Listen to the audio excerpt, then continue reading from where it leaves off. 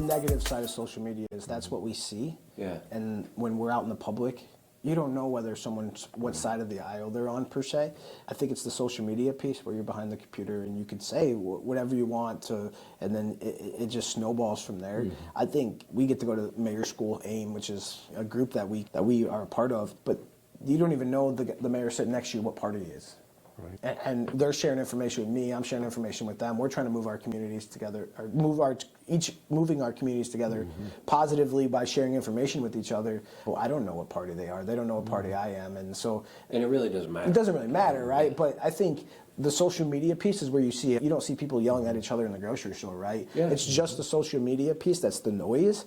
Brad and I are different parties, and we're sitting down having an interview, and he wants what's best for Hobart. I want what's best for Hobart. Can those of us that are in the center control the narrative? Can we not let it get divisive?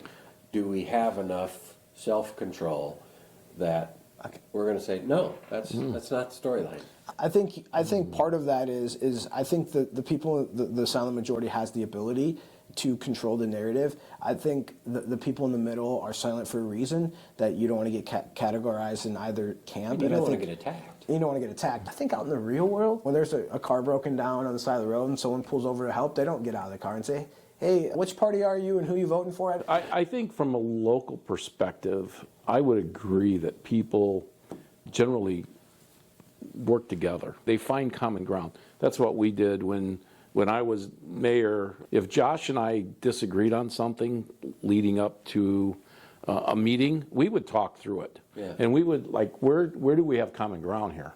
What can we do? Because one of the things I always was disappointed when I would hear of other communities where there's infighting between council and mayor, council and clerk treasurer, and then you hear of all the war stories and how things aren't getting done because of those types of issues.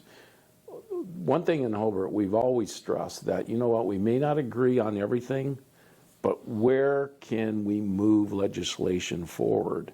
Where can we all agree this is the best thing going forward?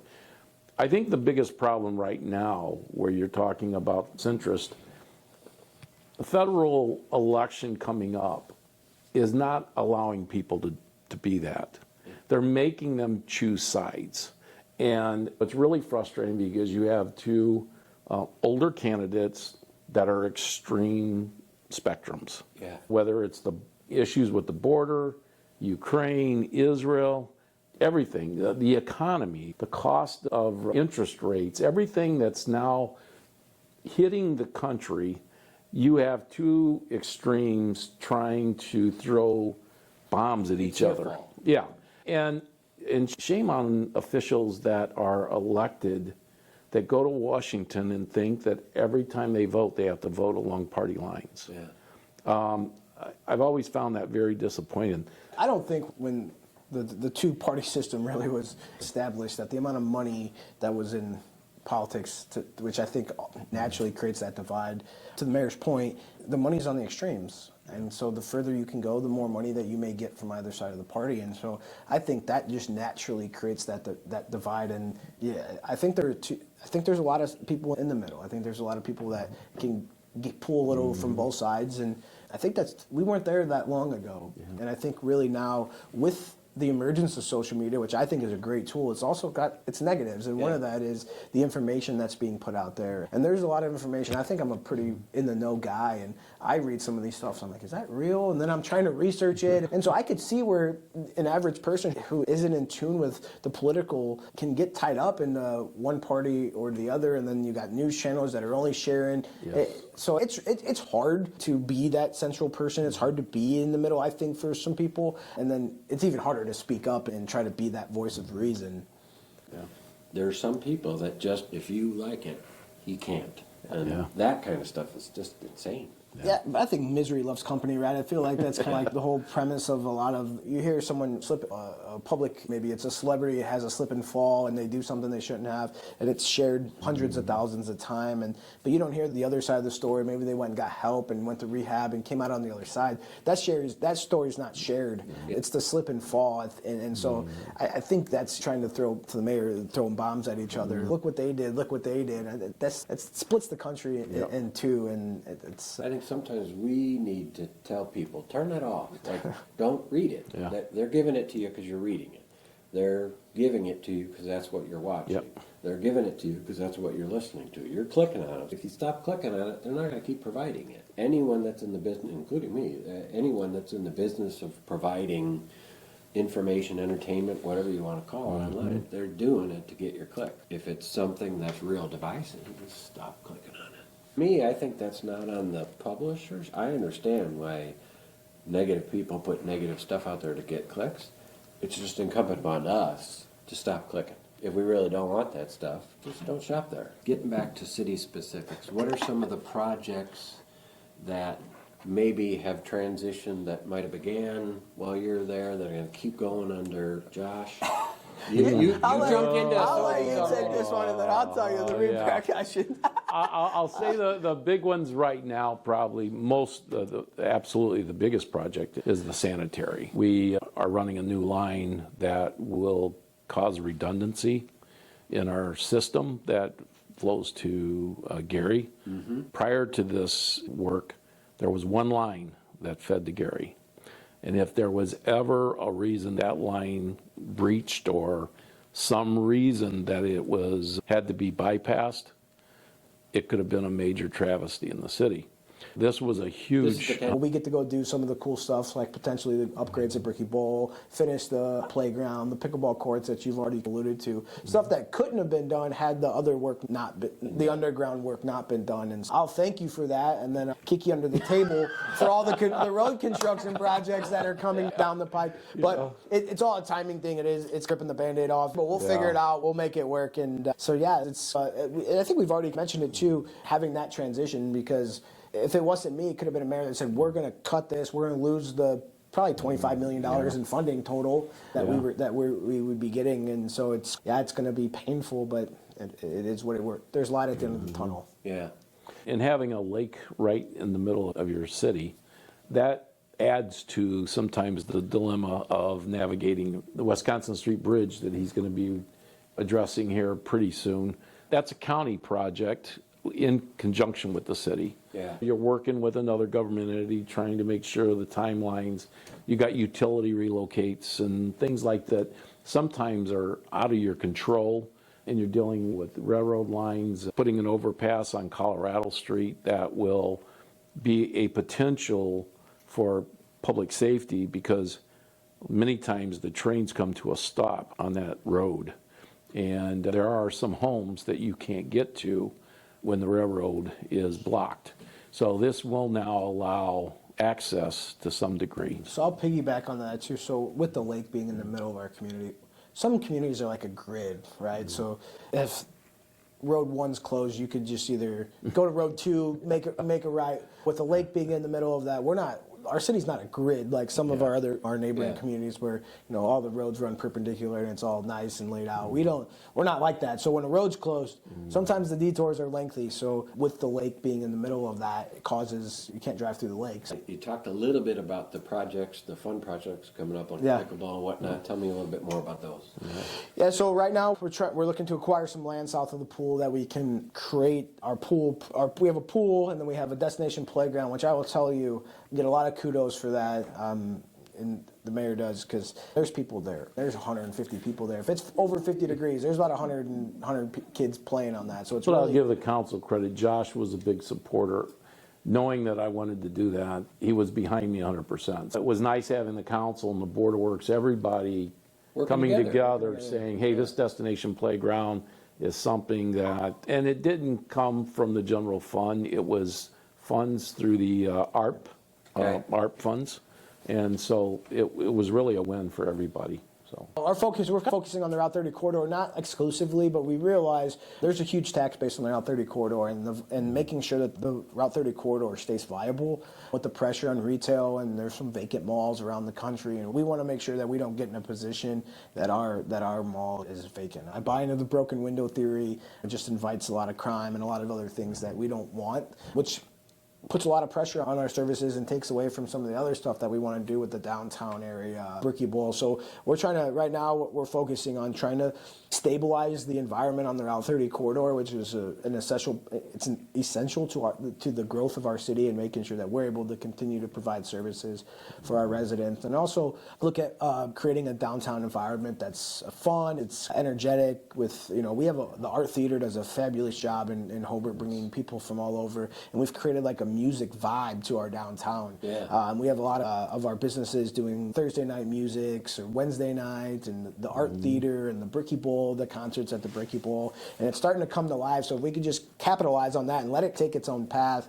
And then in addition to that, one of the things that's been an initiative of ours, and it will continue to be for a length of time, is getting the housing stock, that next level housing stock. In Hobart, we're a great starter community, we're great schools, but the next step housing, where people want to reinvest from their 30s to their 40s, purchase that next, maybe a little larger house, and we're starting to fill that void a little bit, and we're going to continue to do that.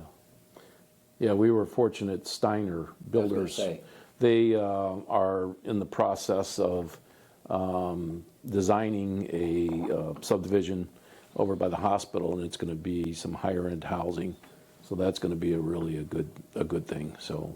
What would you tell people, either getting into politics or existing in politics, about can people actually get along? You're a Republican, he's a Democrat. Is this just a ruse, or is that real? No, it can. I think when people really think about why they got into politics, most cases people got into politics because they really wanted to do something for their community or for their country or for their state. The problem is sometimes when you get into the political climate, you allow that to manipulate what your kind of first love was. I guess you could say first love, why I got into politics to begin with, was to make a change for the better. I think I really compliment Hobart. We've always been able to not upstage each other in a public meeting. We always find where there's common ground and build upon that. Believe me, there's times that the council hasn't voted the way I wanted them to vote. But I also understand as a mayor, I have to work with those leaders, and there's times I need something, and they've been there to support me. Yeah. So we need to work together and find the common ground. As long as it's for what's best for the community, people may disagree with your final decision, but they won't disagree with the basic reasons you made that decision. Yeah. Josh has really been good as a councilman, and in the short time as mayor, he's been good to explain his position on things. People may not always agree with him. They didn't always agree with me. But as long as you stand on the principles, they're going to respect you. I've heard people tell me, I don't agree with you, but I respect you. Yeah. Hey, as long as you can do that, you're a winner. So.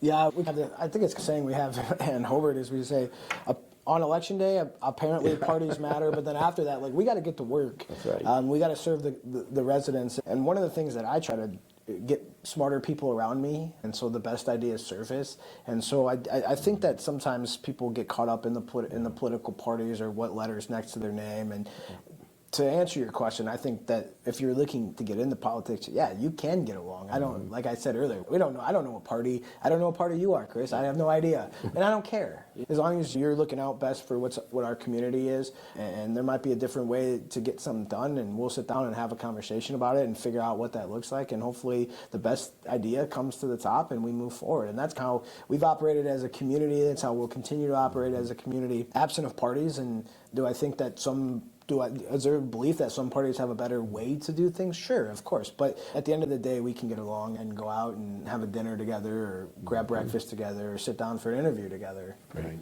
I got asked the question the other day, like, what is going to be a development or technology or anything that's going to reshape the region as a whole? And I always say it's communities working together. Yeah. And that's really going to be the difference in how we really become an attractive destination to people from outside of our community, and even recruiting our own people, right? We got to make sure they want to stay too. And so I think it is going to be communities that will all work together, absent of party affiliation, doesn't matter, just working together for the greater good of Northwest Indiana as a whole. I think that's going to be the greatest advancement in the region. And there is no party. There's no, your name doesn't have whether you're a D or an R or an I, nothing. Yeah. You're just there as elected officials serving the community that you've been sent there by.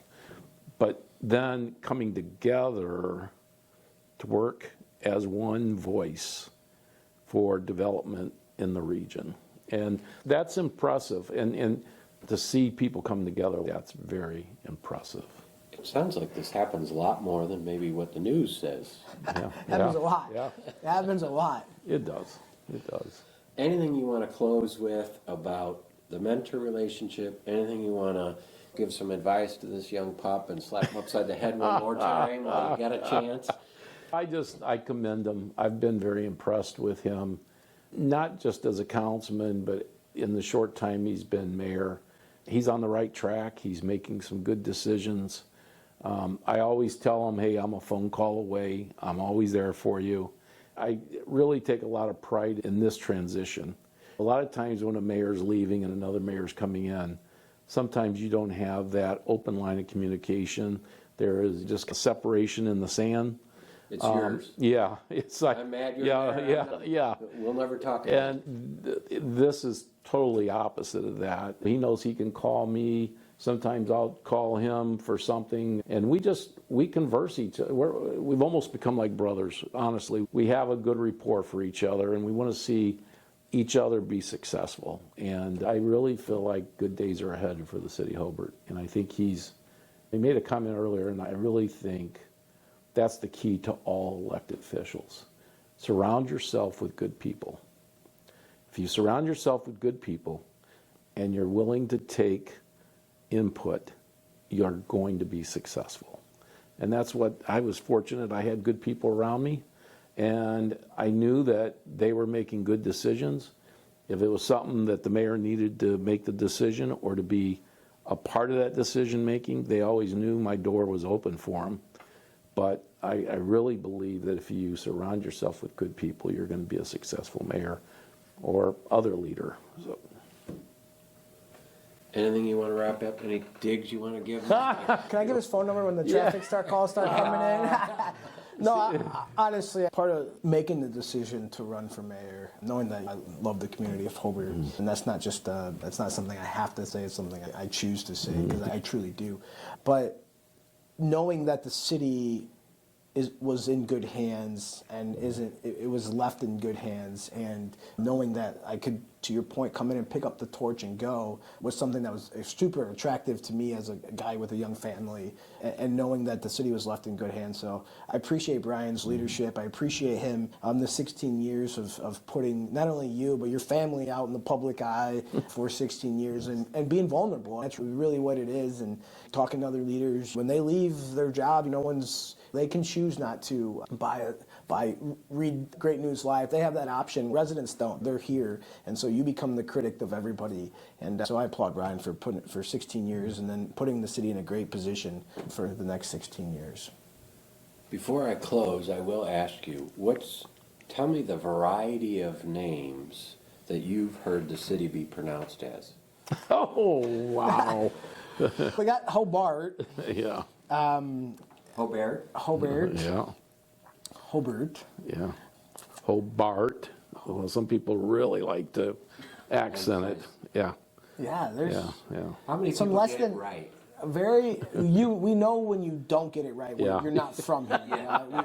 That's a clear sign. The Hobart people, they correct you pretty quick. Oh, yeah. You know, I definitely know that. You can do a lot of things, but don't pronounce Yeah. Hobart incorrectly. There's people that have come into my office and they said, now I've been warned that I better pronounce it right. Yeah. Well, nothing's worse for a vendor getting up there and talking about how they've done all this research in Hobart, and, and the councils, have they? Yeah. You talk to one person, you get corrected pretty quick. Yeah, So. yeah. We're blessed, honestly. I think we have a really tight knit community that really cares and is really passionate. And I think some of the criticism is warranted in the fact that they care about their community and they want what's best for it. I understand that, so that's helped guide me, as I know a lot of times they're not speaking from an ill place. They're speaking because they truly care, and so that's guided me. And that's really that tight knit community that we really come together when we need to. And it's When I first ran for office and going door to door and knocking on doors, when people in the conversation, they would say, now, when did you graduate from Hobart? And I'd say, I didn't graduate from Hobart, I graduated from Lew Wallace in Gary. And right then you could just see them take a Backing up step the back. door. Because I wasn't a graduating brickie, but yet I had served 27 years as a policeman in the community. So you were almost authentic, but not really. My kids went to school in Hobart, graduated. My wife graduated from Hobart, and I was a school resource officer for about 5 years. But because I didn't have a diploma from Hobart, it made a difference. Yeah. But I think I earned it after 27 years as a policeman, and all my family graduated from Hobart, and then being mayor for 16, I think they finally accepted me into the family. You're a real we'll make that determination. That's got to be a decree from the mayor. I don't think you can say that about yourself. You know? There's an application process. I don't know if you've applied for it yet. Again, You're as welcome. always, thank Absolutely. you Thanks for very having much. us. We appreciate it.